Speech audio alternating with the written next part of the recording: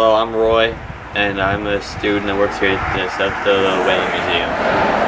I've been working here for 4 weeks now, going to my 5th. We can start right here.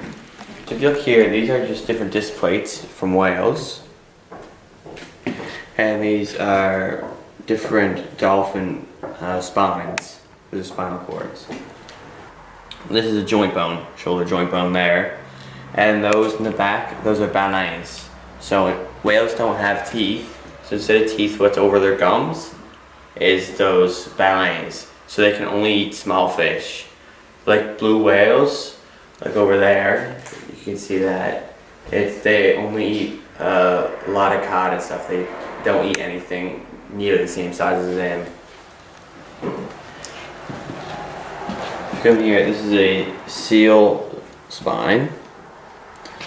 And instead of shooting the seals to get the pelts, because it's the only thing they ever wanted from the seals, they would go onto the ice and they would beat them over the head with a club so it could preserve the pelts better. And this is an example of what a club is. There's certain specifications you have to have on them. They have to be the right way, or else you won't kill them and it's inhumane. This is a seal pelt. Have you seen whales, seals? Oh yes, they're in the bay. I actually seen a couple yesterday while I was out. This is a single shoulder blade from a humpback whale.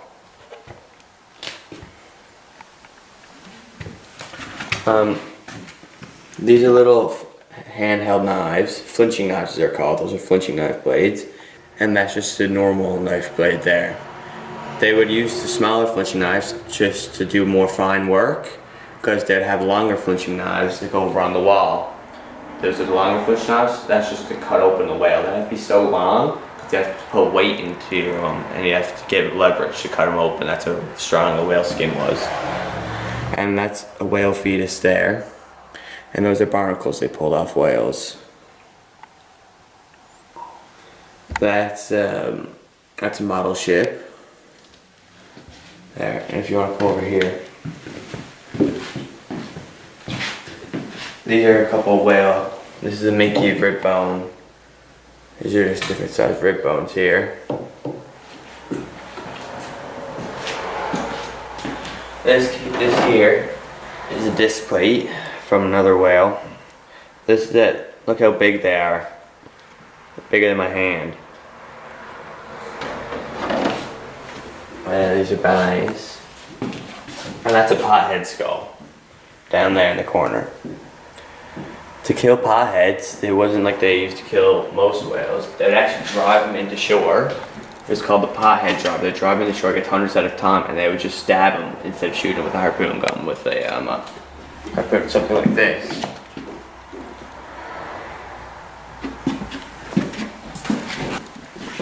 So this is a sperm whale here. Those are one of only 2 whales that have teeth. Orcas and sperm whales. This is the stuffed little plant. That's just down the road. It's converted to a ceiling plant now. But that's what it was. That's the plant manager. And there's just a couple photos.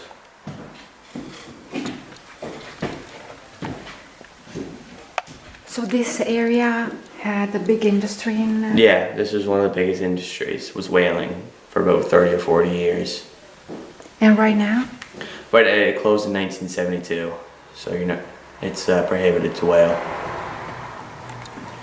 That statue there is 2 whale ear bones glued together, and these are just a couple sculptures sculpted out of whale bones. Captain Iverson is the person that brought whaling to Dildo. He's actually from Norway.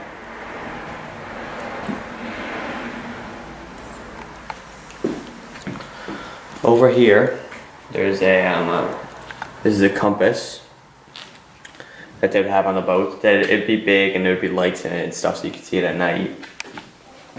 This is a big harpoon shell. Shoot a 90mm harpoon. That's a small one. I would shoot a 50mm harpoon. But they have a wooden hammer instead of a metal one, because sometimes you would miss trying to reload the shells, and wood is softer than the metal, so it wouldn't damage the ends of the shell, so it's still reusable. That's a photo of the West Whale 8 there. And that's a logbook. And 39N, those are actually fuses. So when you would shoot a whale, the top of the harpoon would explode because it would have gunpowder in it. And you'd have to change the harpoon top every time. Wait, this is a logbook from the West Whale 8. This is dated 1972, the last time whaling was open. So on September 7th, they left St. John's. They went out for 130.71 hours, or 3,332 minutes, and they got 5 whales. Walk over here. This is a model ship of the Arctic Skipper. That was Captain Clarence George's boat. And then this is a harpoon that was bit by a whale. And this is another harpoon, but this one's straight. How much do they weigh? These ones aren't too heavy. These ones are probably about 30 pounds. But the harpoon's down there. This is a 90mm one. This one's probably over 100 pounds, 150 pounds. If I had to give a rough estimate. And this is a harpoon gun that would shoot harpoons like that, only small ones. And look at the comparison. That's just one harpoon, that's the whole gun. It is a 65-foot finback whale vertebrae. That's just a single one. You can just imagine how big they would have been. And here, this is a lance. So instead of shooting the potheads like I was telling you earlier, they would have these. So they would just stab them and bring them to shore. And the ends here, so when you stabbed them, they couldn't cut, it would open up like that inside, so it wouldn't pull back through, or it wasn't very easy. So how is the whale industry right now? There is a little bit of whaling still going on in Japan and some Asian countries. This is a humpback rib bone here. And these are the flinching knives I was telling you about earlier. So you have to put these, this is a Norwegian flinching knife, this is a Japanese style. And you have to put a lot of weight into it. That's how you have to put all your body weight into it, or else you wouldn't be able to cut open the whale. And this is a meat hook here. So the meat was really heavy because of how dense it was, and it was hard to grab a hold of it. It was also wet. So you, instead of just holding onto it, you just hit it with the meat hook and you just drag it back into shore. Or to where we had to bring it to the storage room or anywhere. And this is a harpoon gun. A rope would be attached on the inside here, and there would usually be about 300 feet of rope. But the whales would be so strong that when this hit the whale, the whale would usually try to dive and get away from you, and you put the boat in full reverse, but the whale would still pull the boat faster forward than the boat could actually go on its own. Have there been any accidents where the whale capsized the boat? I'm sure there has, but there's nothing really written down. I'm sure there has been. It would happen a lot with the pothead drive. Pothead drive would happen because they're only in little tiny boats, probably same length as that table, trying to get the whales. If you want to go over here.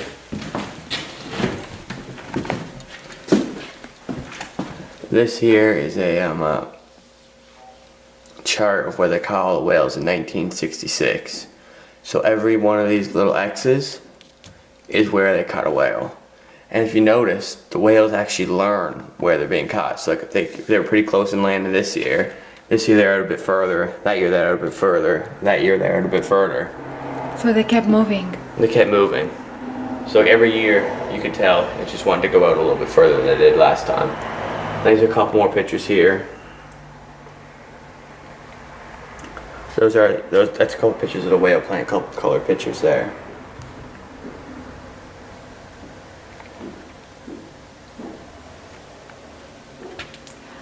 Are there any of these people around anymore? Yes, some of them are. Like all these people here are still around. Those 4, I mean. But if you want to look here, closest, you can get a better view. That is a two-headed whale that I caught. There's a conjoined twin. That picture was taken in 1950. And one last thing on the door here. This is a 90mm harpoon here, and this one even got bent by whales. That's how strong they were.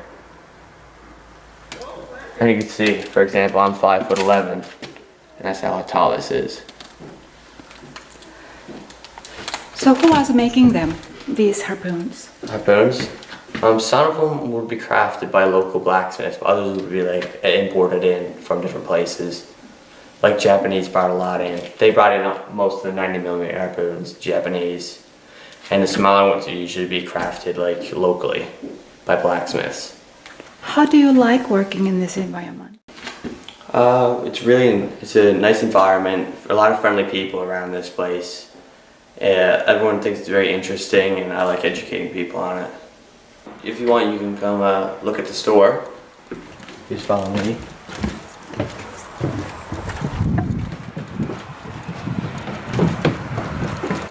Store. This is Danielle George. She owns the store here. Hello. Hello, my name is Danielle George, and it's a small gift shop / brewing store I do operate. I'm open full time and working with a lovely student here this year. Very informative, learned really quick, and very proud of him. And we hope to revive the museum and get more visitors to explain our history and stuff like that. I have local art from Winston Williams. I sell it all year long. We also have local, a musician Dean Reed from Dildo. We got different CDs, very popular, and we got different homemade crafts. We also have little gifts and knickknacks. We have moose antler whistles from a local artist, as well as some sealskin bookmarks made by actually the man that owns most of those antiquities out there in the museum. And we just have some local stuff, you know, like some different things you could bring home, gourmet salts, hot sauces. So slowly growing. What's it like to work with this museum? It's really nice. We're trying to keep everything local, and we're trying to revive the museum, because in past years it has been, rural Newfoundland is taking a different route with a lot of different things. So we're just trying to revive the museum and keep at least one student a year. We do apply for more, but we get one every year. And I think it's important to keep the heritage alive. And we invite you guys to come and hang out with us sometime and talk everywhere. Yeah. We really appreciate it. Yeah, thank you for the visit. We're open 9 to 4, Wednesday through Sunday. Thank you. Thank you very Thank you very much. much.